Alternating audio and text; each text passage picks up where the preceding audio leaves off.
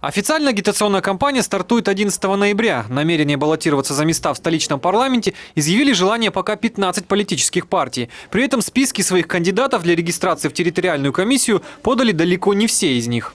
На сегодняшний день территориальной избирательной комиссии в список кандидатов выдвинули 3 политических партии. Насколько знаю, вчера многие провели свои конференции. Мы до 12 ночи будем принимать документы территориальной избирательной комиссии. Я думаю, успеют. Сколько сдадут, и столько и успеют. Зарегистрированные партии для участия в выборах в Бишкекский горкенеш должны перечислить Центризбиркому со своего избирательного фонда залог в 50 тысяч сомов. В других городах эта сумма снижена до 20 тысяч. А для участия в выборах в Аильные кенеши залог и вовсе не требуется.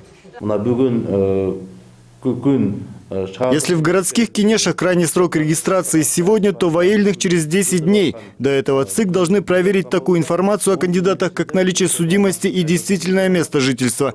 Поэтому время еще есть. Так, 11 декабря выборы депутатов пройдут в 385 аильных избирательных округах и 18 городских, в том числе Баткен, Сулюкта, Кызылкия, Исфана, Кадамджай, Айдаркен, Узген, Джалалабад, Ташкумыр, Кербен, Кочкората, Талас, Кант, Шапоков, Карабалта и Каинды. Напомним, депутатов 6 других городов – Ош, Каракол, Балыкчи, Токмок, Кемин и Майлусу – выбрали еще 27 марта в связи с истечением сроков их полномочий. Право голоса в предстоящих выборах, по данным ГРС, имеют более 2 миллионов кыргызстанцев.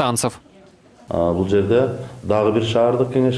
некоторых городах выборы были проведены прошлой весной. Выбирать депутатов в отдельных регионах будут и весной 2017 года. В обоих случаях это продиктовано окончанием установленного Конституцией срока.